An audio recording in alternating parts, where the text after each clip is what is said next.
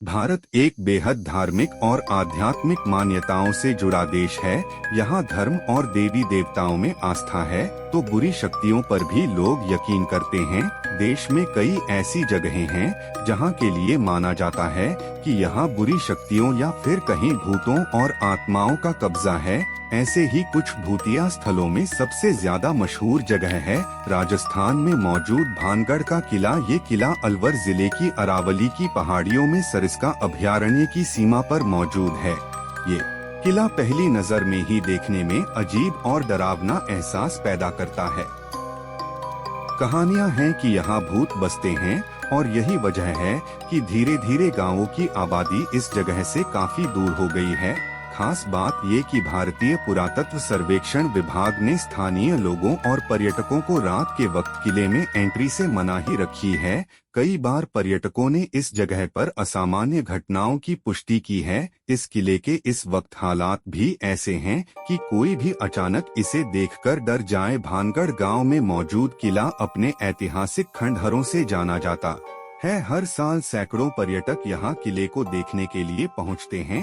यहाँ कुछ हवेलियों के अवशेष दिखाई देते हैं। सूर्योदय से पहले और सूर्यास्त के बाद किसी को भी भानगढ़ किले में रुकने की इजाजत नहीं है। भानगढ़ किले के इतिहास की बात करें तो कहा जाता है कि आमेर के राजा भगवत दास ने इसे अपने छोटे बेटे माधो सिंह प्रथम के लिए 1573 में बनवाया था। भानगढ़ किले को लेकर कई कहानियां सुनने को मिलती हैं। एक कहानी के मुताबिक कहते हैं कि भानगढ़ की राजकुमारी रत्नावती बहुत खूबसूरत थी। उस समय राजकुमारी खूबसूरती की चर्चा पूरे राज्य में थी। कई राज्यों से रत्नावती के लिए विवाह के प्रस्ताव आ रहे थे। उसी दौरान वो एक बार किले से अपनी सखियों के साथ बाजार में निकली। बाजार में वह एक इत्र की दुकान पर पहुंची और इत्र को हाथ में लेकर उसकी खुशबू सूंघ रही थी। उसी समय उस दुकान से कुछ दूरी सिंधु सेवड़ा नाम का व्यक्ति खड़ा होकर राजकुमारी को निहार रहा था। सिंघिया उसी राज्य का रहने वाला था और वह काले जादू में महारथी था। कथित रूप से राजकुमारी के रूप को देख तांत्रिक मोहित हो गया था और राजकुमारी से प्रेम करने लग गया और राजकुमारी को हासिल करने के बारे में सोचने लगा। लेकिन रत्नावती ने कभी उसे पलटकर नहीं देखा।